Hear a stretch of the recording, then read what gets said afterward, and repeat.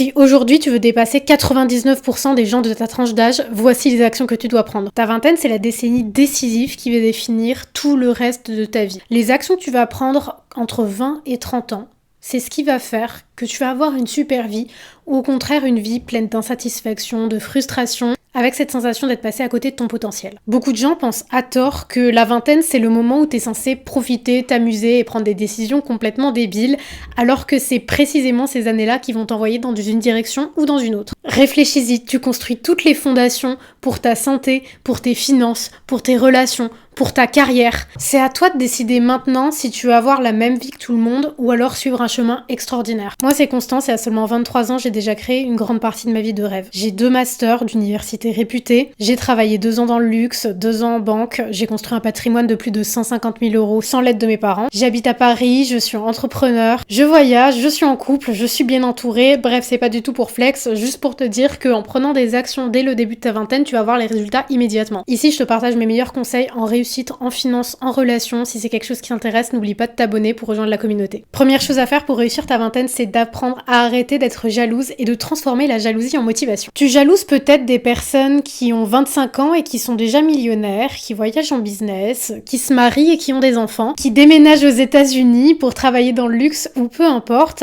Et souvent tu te dis, c'est juste qu'ils ont des parents riches. C'est juste qu'ils ont une chance et un privilège que je n'ai pas eu. Pour certains, c'est peut-être le cas, mais pour beaucoup, c'est juste qu'ils ont fait des sacrifices dès le début de leur vingtaine. Ces filles qui voyagent partout, non, tu aimerais bien que ça soit juste parce qu'elles ont OnlyFans ou que ce sont des escortes.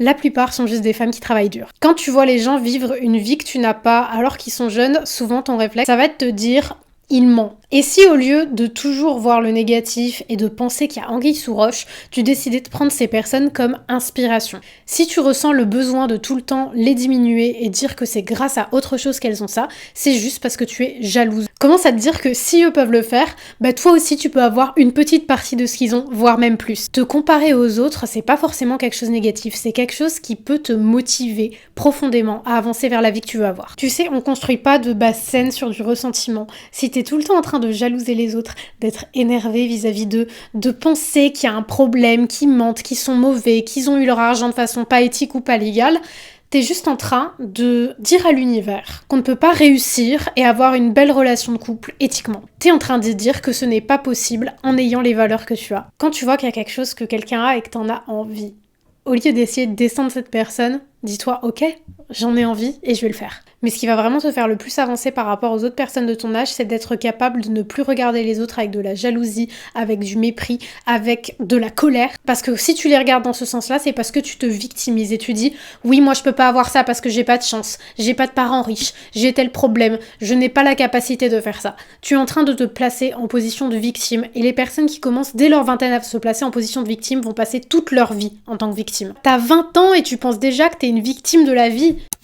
Réussir jeune, c'est avant tout placer les bases pour avoir une bonne santé et pour ça, j'utilise les compléments de chez Sunday Natural. Sunday Natural, c'est une marque qui te propose des compléments alimentaires, des huiles essentielles, même des électrolytes, du collagène, le tout de la meilleure qualité possible, que ce soit la formulation, les matières premières, comment c'est conçu, tout est choisi pour que les vitamines que tu vas choisir soient au maximum biodisponibles et bioactives. Les compléments alimentaires, c'est très important que la formule soit absorbable par ton corps, parce que parfois tu vas prendre des compléments et en fait, vu que c'est pas bien formulé, tu vas juste pas absorber le complément. Donc là, c'est vraiment fait en sorte pour que tu en tires le maximum de bénéfices et que tu aies tous les bénéfices possibles sur ta santé. En tant que végane, c'est important pour moi que les produits que j'utilise au quotidien ne soient pas testés sur les animaux et également des formulations véganes. Et pour certains compléments, c'est un petit peu compliqué. Notamment la B12, qui est un complément absolument essentiel pour les véganes. Beaucoup de B12 ne sont pas véganes. Donc celle de chez Sunday Natural l'est et je vous recommande à fond celle-là que j'utilise depuis un bon moment maintenant.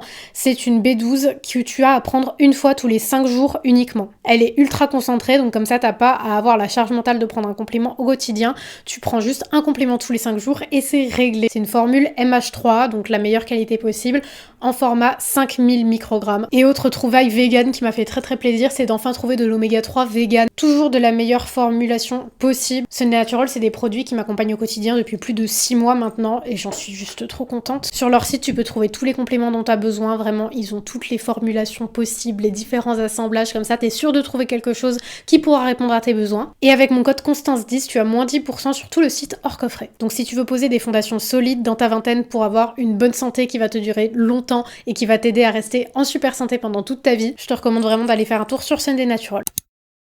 Bon, pour prendre des années d'avance sur les autres, il n'y a pas de secret, il va falloir que tu lock in. Est-ce que tu penses vraiment, sincèrement, qu'en allant en boîte de nuit tous les week-ends, en dépensant des centaines d'euros pour des tables, en rentrant chaque semaine à 5h, 6h du matin, complètement éclaté au point que ça te bouffe ta journée du lendemain, en choisissant des études par facilité sans réfléchir à ton avenir professionnel, en faisant sans cesse des voyages alors que tu n'en as pas encore les moyens et que tu claques tout en mode one life, est-ce que tu penses vraiment que tu es en train de poser des fondations solides pour ton avenir? La mentalité YOLO, on ne vit qu'une fois, c'est juste en train de te pourrir. Cette mentalité de on ne vit qu'une fois, tu vas pas emmener l'argent dans ta tombe, il faut profiter maintenant parce que tu peux mourir demain, c'est vraiment une propagande pour niquer ton avenir. Ça, c'est quelque chose que je conseille à tout le monde, mais quand il y a quelqu'un que vous trouvez qui a une vie pourrie, c'est-à-dire une vie que tu veux vraiment pas mener, demandez aux personnes qui vivent une vie pas satisfaisante, qui sont aigries, qui ont 40, 50 ans, quelles sont les décisions qu'ils ont faites.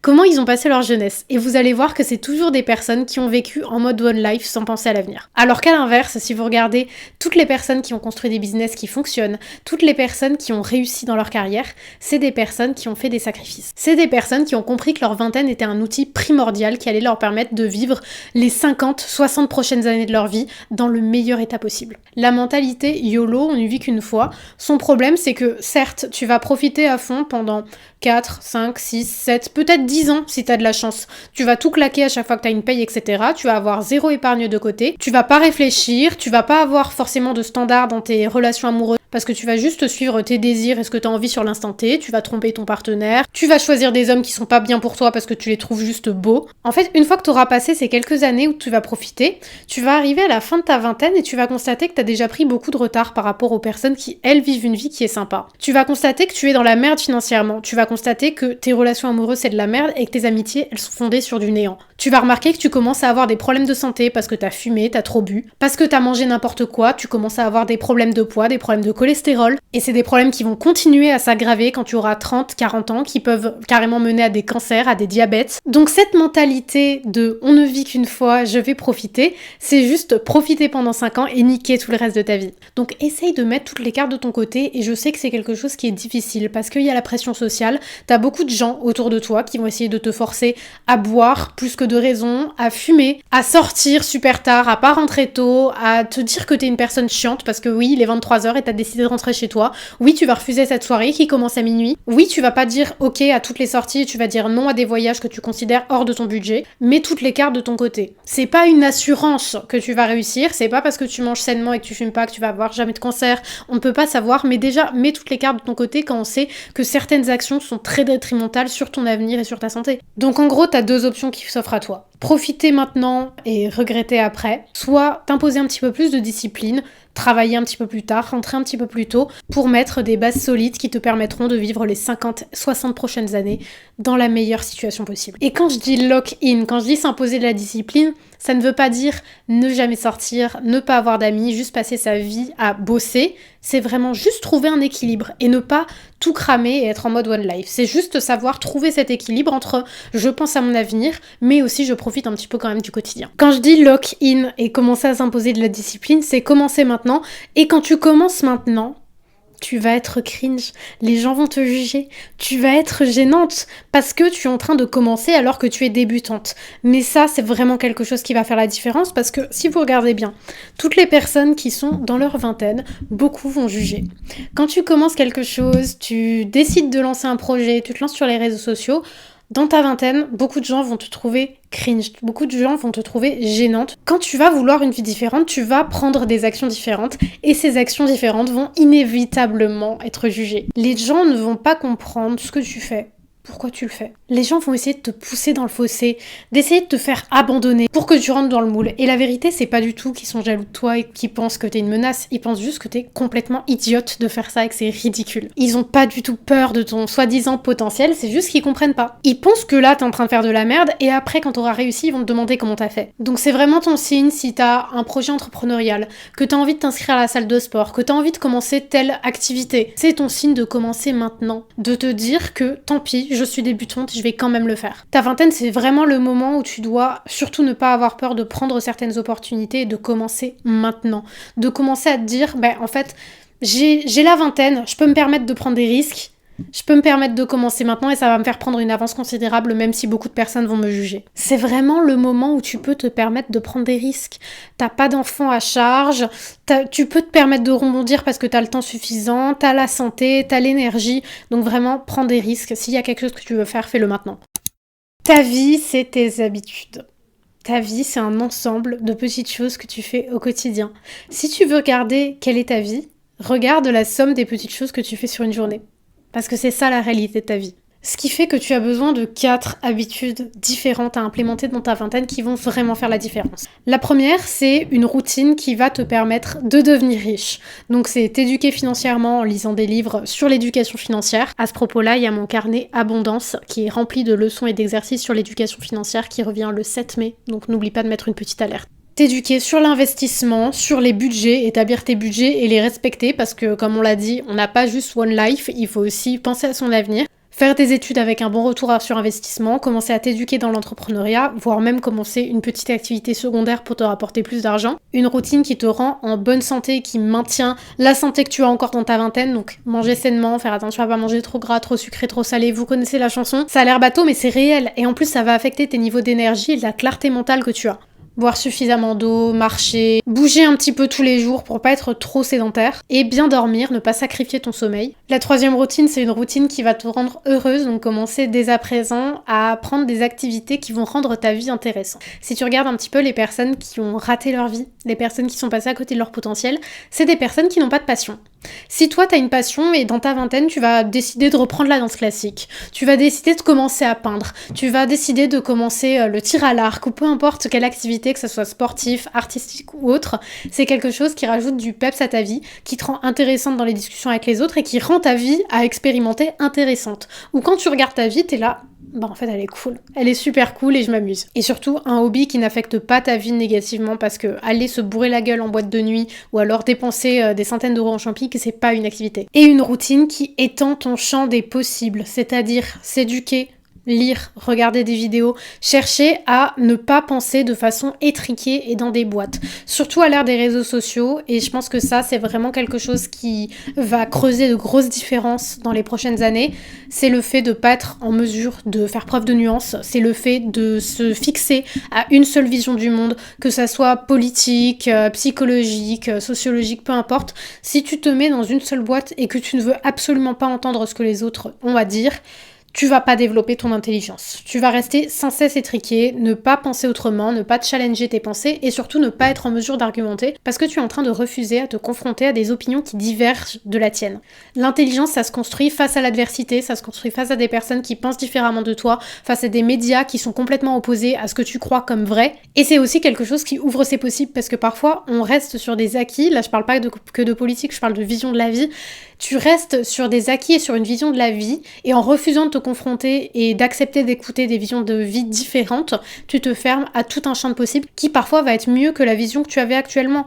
C'est important de savoir se remettre en question et de penser différemment. De pas juste dire quand il y a quelque chose auquel tu n'as pas pensé, auquel tu n'as pas envie de t'intéresser, de dire c'est de la merde et de ne pas écouter parce que tu penses que ce que tu penses est mieux. Ta vingtaine et surtout le début de ta vingtaine, c'est vraiment le moment où tu dois comprendre que ton cortex préfrontal, il n'est pas encore complètement développé puisque c'est à peu près stable vers les 25 ans.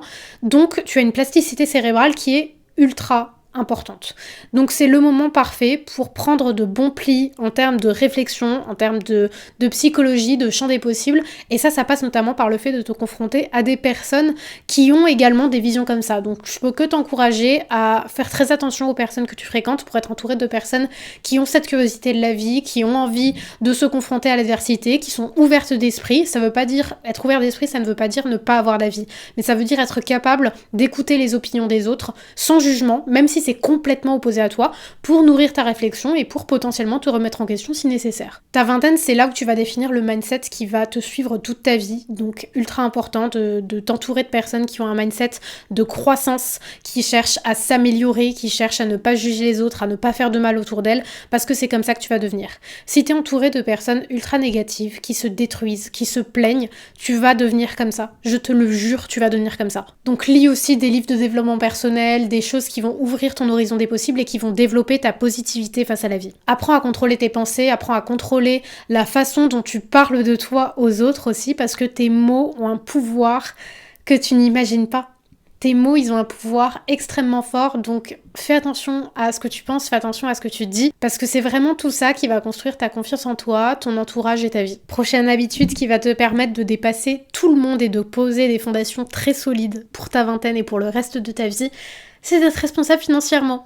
On l'a brièvement dit avec la mentalité YOLO, mais ça c'est vraiment quelque chose, la mentalité YOLO dans les dépenses, dans le shopping, dans le fait de te dire « Oh, on vit qu'une fois, donc oui, je vais me prendre un latte à 6 € tous les jours. Oui, j'ai pas les moyens, mais je vais aller en boîte de nuit dépenser énormément d'argent. Oui, j'ai pas les moyens, mais bon, je vais prendre Klarna, faire le paiement en 3 fois pour m'acheter un sac Louis Vuitton. » Quand je parle de responsabilité financière, c'est pas seulement les grosses dépenses, c'est aussi les petites dépenses de ton quotidien qui vont, sur le long terme, faire des sommes astronomiques.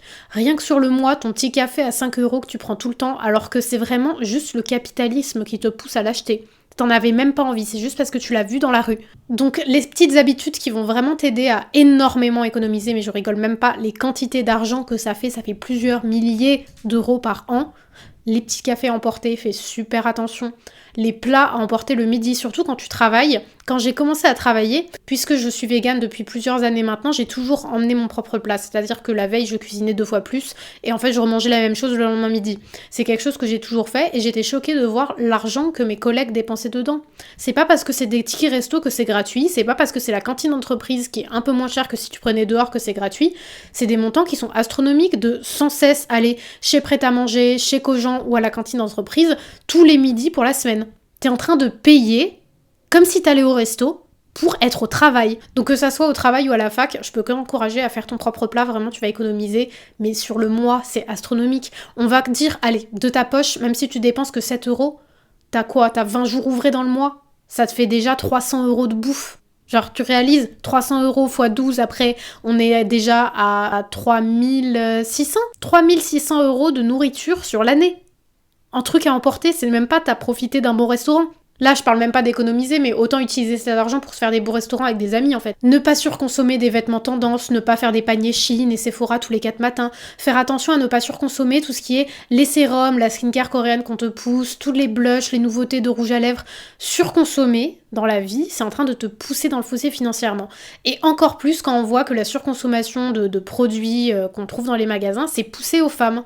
C'est toujours poussé aux femmes. Donc ça creuse encore plus les inégalités financières en termes de genre. Quand je fais des vidéos sur comment je suis responsable financièrement, alors qu'en plus je gagne très bien ma vie et que pourtant je continue à faire attention à ne pas prendre des cafés à emporter tous les jours, que je continue à cuisiner mon plat quand je vais au travail, que je fais attention quand je vais dehors, que je vais pas par exemple, soit je prends un cocktail, soit je prends un resto, mais je vais jamais prendre un cocktail au resto. Bref, que je fais attention au prix. Tout le monde me dit tout le temps, mais tu dois vivre dans la frustration, tu vas pas emmener ton argent dans la tombe, ça doit être horrible de vivre comme ça. C'est pas une source de frustration parce que je sais que je construis une liberté à long terme, ça me donne de l'argent également pour faire des activités que je préfère, et ces personnes qui vont me dire que je vis dans la frustration, c'est les mêmes qui m'accusent d'avoir des parents riches quand je dis que j'ai 150 000 € de patrimoine à 23 ans, c'est les mêmes qui m'accusent d'être une escorte quand ils voient que je fais des voyages dans des hôtels 5 étoiles ou que je vais dans des excellents restaurants avec mes copines. C'est juste une question de priorité. Et si en plus à côté tu développes des sources de revenus supplémentaires, comme on l'a dit, le fait de lock-in, de commencer à développer des activités secondaires,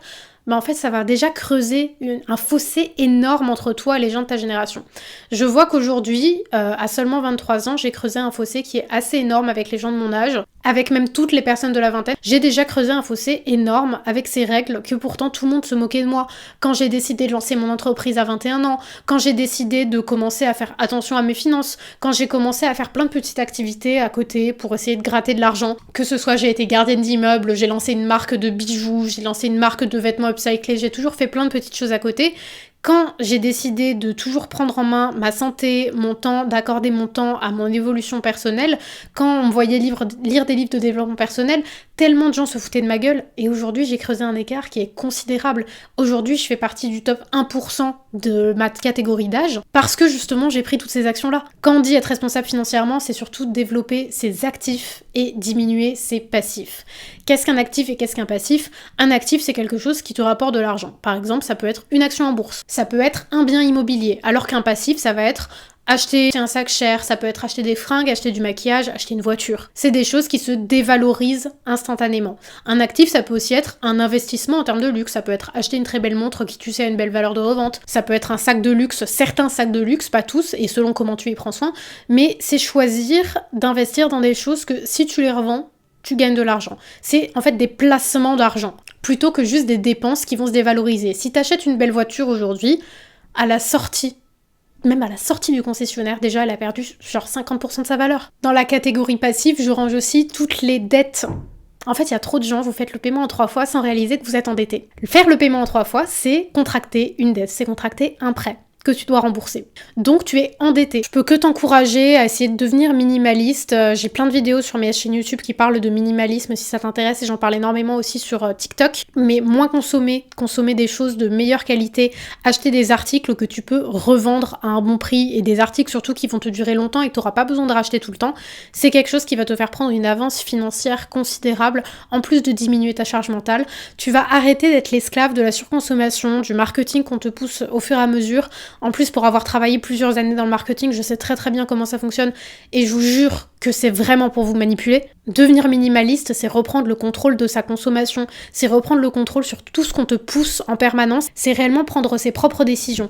Il y a trop de gens qui pensent que être libre d'acheter et de consommer comme tu veux, c'est de la liberté, alors que c'est juste être l'esclave d'un système, c'est être l'esclave de pulsions qui te sont inculquées par le marketing, et c'est être l'esclave de tes dépenses. Tu n'es plus capable de maîtriser ta propre consommation.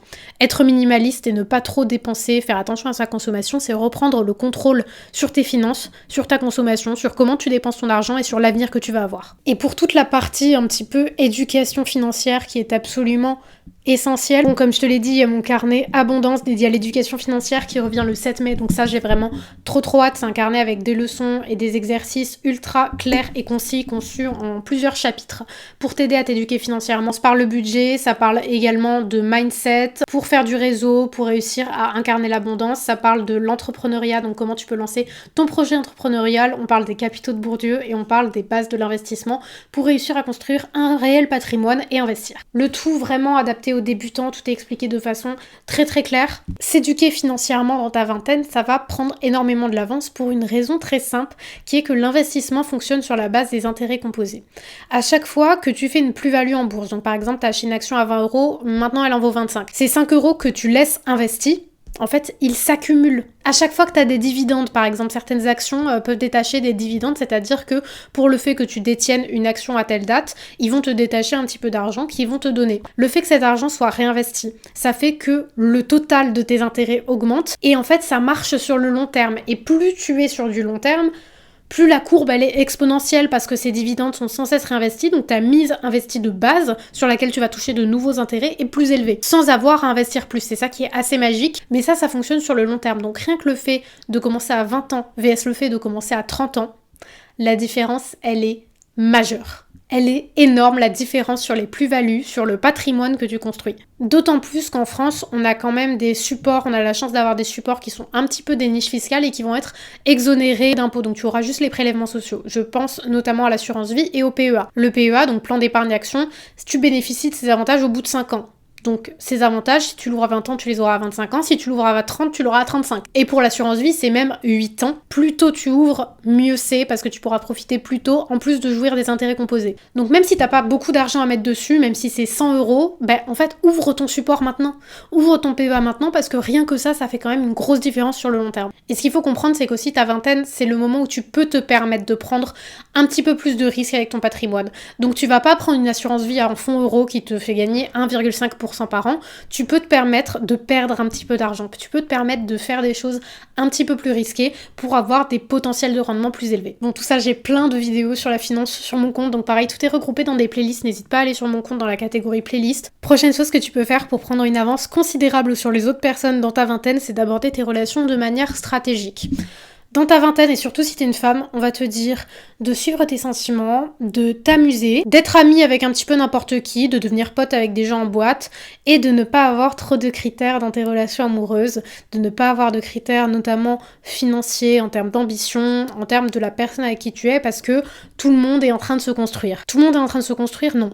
Certains se construisent et d'autres se laissent voguer, et ce, dès leur vingtaine. Tes relations, elles peuvent détruire ta vie. Tes relations, elles peuvent te foutre dans le mauvais chemin et te faire perdre des années, voire la totalité de ta vie. Donc c'est vraiment le point le plus stratégique à aborder pour mettre des bonnes fondations pour ton avenir. Soit ces personnes vont te retenir en arrière, te donner des conseils qui vont te saboter, te décourager de poursuivre tes projets et te mettre dans des situations qui sont vraiment déplorables, notamment avec tout ce qui est la drogue et l'alcool. Soit c'est des personnes qui vont t'aider à réussir, qui vont vouloir elles aussi avancer et réussir, et vous allez vous motiver ensemble et avancer. Le meilleur conseil que je puisse te donner dans ta vingtaine et ce qui m'a le plus aidé dans ma vie, c'est refuse de t'entourer de personnes basiques. Qu'est-ce que j'entends par personnes basiques? C'est ces personnes qui se laissent voguer, qui ont les mêmes centres d'intérêt que tout le monde, qui écoutent la même musique que tout le monde, qui font des études comme ça, sans trop savoir pourquoi, qui vivent la même vie de tout le monde, qui vont te faire les after-work le jeudi, qui vont sortir en boîte le week-end, qui pensent pareil que tout le monde. En fait, c'est des personnes qui sont interchangeables. Si je dis ça, c'est pas du tout pour être méprisante et pour penser que je suis mieux qu'eux, mais je trouve que c'est essentiel d'être entouré de personnes qui sont uniques, qui suivent leur propre chemin et qui n'ont pas peur d'être jugées. Et ça peut être le fait d'avoir un style vestimentaire différent, d'avoir une passion quelconque, mais une passion qui les intéresse, quelque chose qui les fait vivre, qui les fait vibrer, qui les fait se sentir en vie. Des personnes qui pensent pas comme les autres, en fait. Qui ont pas peur même d'être disciplinées, de vivre leur propre vie, de faire des choix que les autres ne font pas. En fait, c'est ces personnes qui vont elles aussi t'inspirer à être toi-même, et c'est ce qui va le plus t'aider. En fait, arrête de regarder ce que les autres font, arrête de suivre le même chemin que tout le monde, ce chemin qui t'est poussé, parce que si tu prends les mêmes actions que tout le monde, t'auras les mêmes résultats. Être basique, ça te rend interchangeable, et ça fait en sorte que la vie que tu vas mener va être une vie basique, une vie pas intéressante. Et c'est pas ça que tu veux une vie qui te correspond vraiment, une vie exceptionnelle. Entoure-toi de personnes qui t'inspirent, et si t'en trouves pas, je te jure qu'il vaut mieux être seul que mal accompagné, parce que c'est vraiment ton entourage qui va forger ta vision de la vie et qui tu es. Ce que j'aimerais que tu comprennes, c'est que ta vie de rêve, tu vas pas l'attirer si t'es entouré des mauvaises personnes. Et va y avoir un moment de transition dans ta vingtaine où tu vas encore être entouré des mêmes personnes que t'étais entouré avant, mais tu vas voir qu'elles prennent un chemin qui est différent. Elles prennent ce chemin que tu ne veux pas prendre, et c'est là où il faut que tu comprennes qu'il est temps d'être seul plutôt que mal accompagné. Parce que ton succès, tu vas le forger dans la solitude. Ton succès, tu vas le forger dans le fait d'être en mesure de prendre des décisions pour toi, dans le fait de ne pas être influencé par les autres et d'être en mesure d'être seul en fait. D'être ok avec le fait d'être seul quelque temps pour réfléchir à ce qui est le mieux pour toi, pour découvrir ce que tu veux vraiment. Parce que si tu continues à être entouré de personnes qui jugent, qui ont peur d'être jugées, qui suivent le même chemin que tout le monde, tu vas avoir exactement la même vie. C'est vraiment ultra important je sais que c'est controversé, mais c'est important de se couper des personnes qui ne vivent pas une vie que tu voudrais également vivre. Ça veut pas dire la même chose, mais ça veut pas dire exactement pile la vie que tu vas avoir, qu'ils doivent avoir, non, mais c'est des personnes qui sont heureuses. Des personnes qui profitent réellement de leur vie, qui sont satisfaites, qui vont pas se plaindre. Ce dont tu t'entoures, c'est ce que tu normalises et c'est ce que tu vas vivre. C'est pour ça que c'est important de normaliser des modes de vie, des types de personnalités, des types de personnes qui ont certaines vies, certaines habitudes, pour pouvoir l'avoir également pour toi. Parce que si t'es entouré de personnes qui vivent une vie que tu ne veux pas avoir, c'est ce que tu vas normaliser et c'est ce que tu vas reproduire. Et dernier conseil, je l'ai vraiment gardé pour la fin parce que j'avais pas du tout envie que ça soit quelque chose de superficiel cette vidéo, mais c'est de soigner ton apparence. Ça, c'est quelque chose que j'ai pas apprécié à prendre et que honnêtement, même aujourd'hui, je décide de quand même prendre la liberté de m'habiller comme je veux, mais l'apparence, ça fait au moins 50% de tes opportunités. C'est vraiment assez énorme, mais la façon dont tu te présentes, et quand je dis la façon dont tu te présentes, c'est comment tu t'habilles, ton grooming, ton hygiène, et également comment tu te tiens et comment tu te parles. Ça va soit t'ouvrir, soit te fermer des portes. Faut arrêter de croire que ton style n'a pas d'impact. C'est malheureux, mais voilà, faut en être conscient. Et aussi savoir utiliser ce levier à ton avantage, d'être en mesure d'adopter certains codes, d'être en mesure de s'habiller d'une certaine façon pour réussir à avoir certaines opportunités que tu veux avoir. Et surtout, là où c'est compliqué, c'est que souvent, on va nous pousser cette culture du casual, donc s'habiller très très simplement, mettre des baskets, s'habiller en jogging, sortir alors que t'as les cheveux sales, alors que ton apparence, ça reflète qui tu es aux yeux du monde. Ton style, comment tu te présentes au monde, comment tu traites ton apparence physique, c'est qui tu décides de montrer que tu es. Et les gens vont prendre ça comme argent comptant. Donc choisis dès à présent un style qui reflète qui tu es, qui tu veux incarner, qui tu veux devenir, pour réellement commencer dès aujourd'hui à incarner cette nouvelle version de toi. Et surtout, ça va te donner un boost de motivation de fou, parce que si t'es jamais apprêté, t'es tout le temps en pyjama, t'es tout le temps en jogging, t'es pas motivé à aller vers la meilleure version de toi, alors que si tu commences dès à présent à t'habiller comme la version que tu veux être, ça va te motiver à agir comme telle. Je sais que quand je suis apprêtée, je me sens bien, je me sens prête à conquérir le monde, je me sens productive, j'ai envie d'avancer sur mes projets.